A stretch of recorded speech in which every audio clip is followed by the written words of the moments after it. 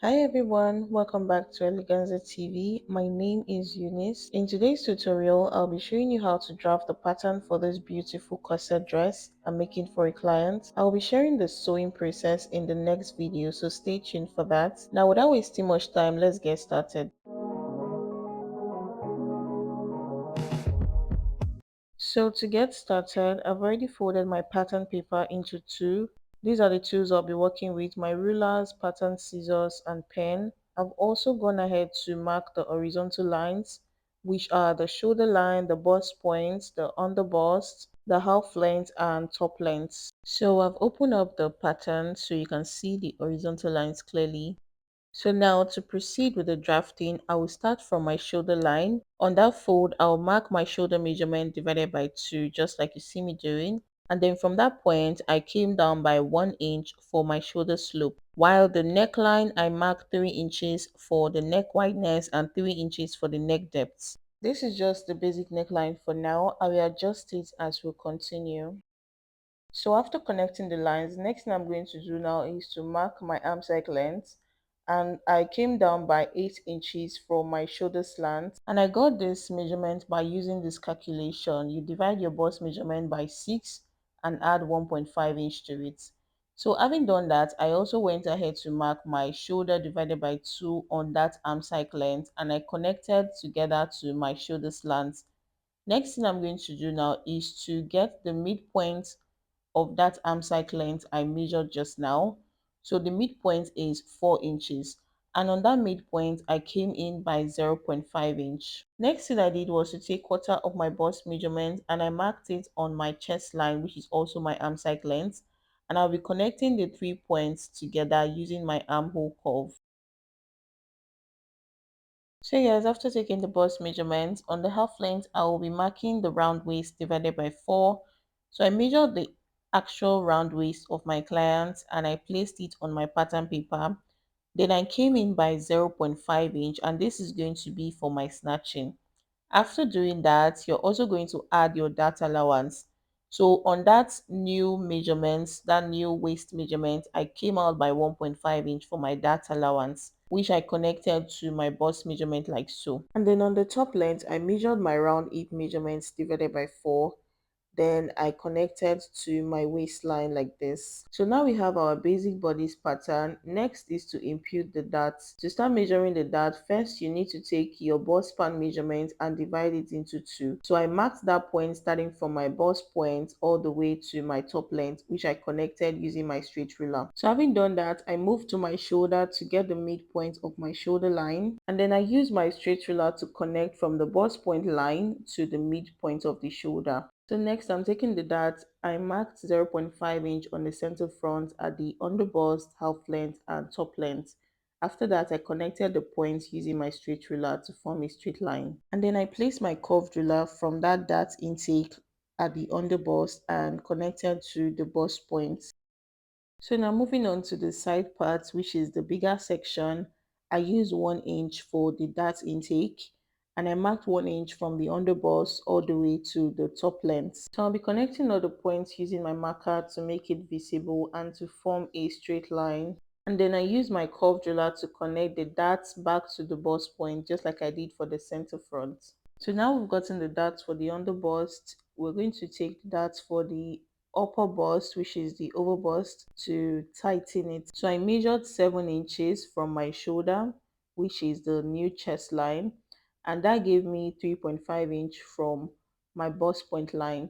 So I came up by 3.5 inches and I connected to form a straight line. So for the dart on the chest line, I measured 0.75 on the center front and I connected using my curved ruler to my bust points. Then for the side dart, I wanted to use 1 inch, but because the person is not very busty, I used 0.75. Then I connected the same way to my bust points. Having done that, I came down by 1.5 inch for my chest line for the sweetheart neckline. Then on that point, I came in by 0.5 inch again for my corset gap on the middle. I also marked the 0.5 inch all the way to my bust point line. Then after doing that, I placed my curved ruler to my underbust, just like you see me doing, to get a curved shape. So next, I use my marker to make all the lines visible. Next thing I did is to connect my sweetheart neckline. So I connected from the dart on the center front to that corset gap, and this is what it looks like. So for the side part, I'm going to draw a curve shape. First of all, I came down by 0.5 inch on my armhole and I just sketched out a curve to meet with my dart on the side parts. So after I got the curve I wanted, I used my marker to make it visible. You can use your curve driller to also do this, or use your free hand just like I did. So the next thing I want to do now is to get my yoke for the front part. If you look at the shoulder of the style we're working with, it is like half of your normal shoulder. So I'm just going to make use of this midpoint of my shoulder, and I connected from that point to my darts. So I connected from the midpoint of my shoulder to the dart on the side parts. And so after I got what I wanted, I used my marker to make it visible. So the next thing I'm going to do now is to get my bust dart. So for the bust dart, I use just 1 inch because the difference of the front and the back half length of the person is just 1 inch. So after marking the 1 inch, I connected to my bust point. So having done that, I'm going to get the cup wideness on the side. So I measured in 1 inch from my bust measurements on the side parts, and I'm going to place my curve driller from that point to my underbust and just connect it to wherever it stops on my armhole. So this is what it looks like. Now the next thing to do now is to replace the dart on my top length. So I replace back the 1.5 inch dart that I have on my top length to the side part, and I place my curve driller to connect to my half length like so. So having done that, I'm going to make all the lines visible. You can see exactly what I have done. So before I go ahead to cut out my pattern, I want to first of all measure what I have on that curve area for the both sides of the cup. So this is to check if they are both equal before I cut out the pattern. So on one side, which is the side part, I had 6.5 inches and the other side had 6.25. So I measured the 6.5 inch on the smaller part and I reconnected again to my sweetheart neckline, just like you see me doing. So having done that, next thing I'm doing now is to cut out my pattern following the lines, and then after cutting it, I will be closing the bust dart on the sides. So just follow along and see the way I'm cutting the pattern.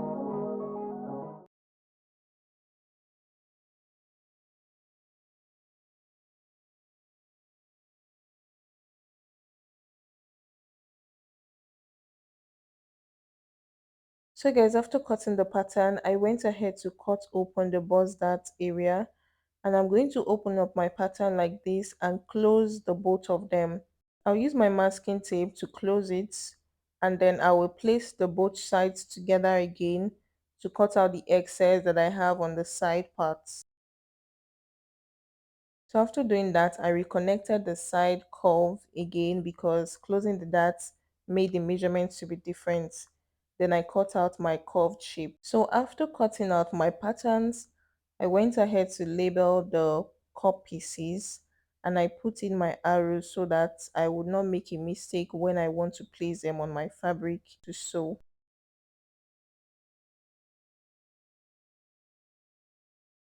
So for the part I think we've been waiting for, which is to cut the stylish hem, I want to first of all tape these whole bodies together to be one piece before I go ahead to sketch it. So now I've taped it together to make it one. Next thing I'm going to do now is to start sketching my pattern shape on how I want the hem to be. So first of all, I measured my half length to top length to be 9 inches because my client doesn't want it to be very long. So to get the stylish aim, I'll be using this straight line as a guide. So I came down from my half length by 4 inch on that point. Then also on that same straight line, I came out to the right side by 0.5 inch. And then I used my straight ruler to connect that 4 inch point on top to meet with the 0.5 inch on the top length. While on the side part, I came down by 6 inch on both sides of the side parts.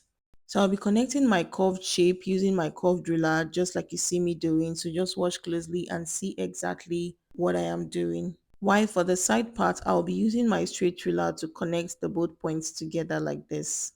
So I'll just go ahead to explain again. I came down by 4 inches from the half length and I marked 6 inches on both sides of the corset, while on the hem I measured 0.5 inch to the side parts. So this is how I connected the points to form the stylish hemline. So I'll use my marker to make the shape more visible so you can see it clearly. So I'll go ahead now to cut the shape of the hem, and this is how my corset is going to be like a dartless corset. I will not be cutting it open again. So this is what we have it looking like. I place my cut pieces together with the yoke and the corset shape. So the next thing I'm going to do now is to draft the back pattern. So for the back pattern, I have gone ahead to mark my shoulder line, my chest line, my half length, which is 1 inch shorter than the front, and my top length. For the top length, I use the same measurement I have on the side part of my front, which is 6 inches. And then for the neck, I use 1.5 inch for the depth and 3 inches for the wideness.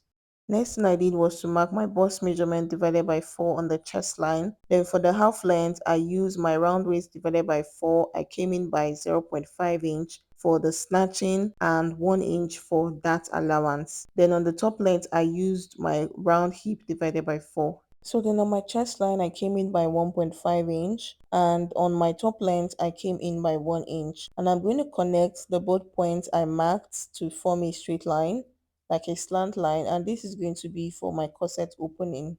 After that, I measured what I have from the side part of my waist to the corset opening to get the midpoints.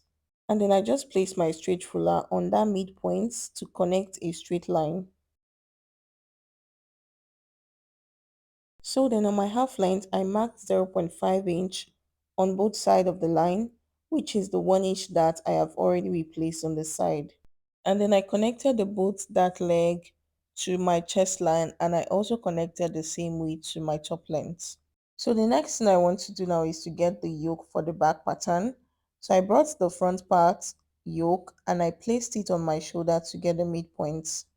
So you can choose to just connect a straight line from that midpoint of the shoulder to your dart, but that way your back is not going to have more support.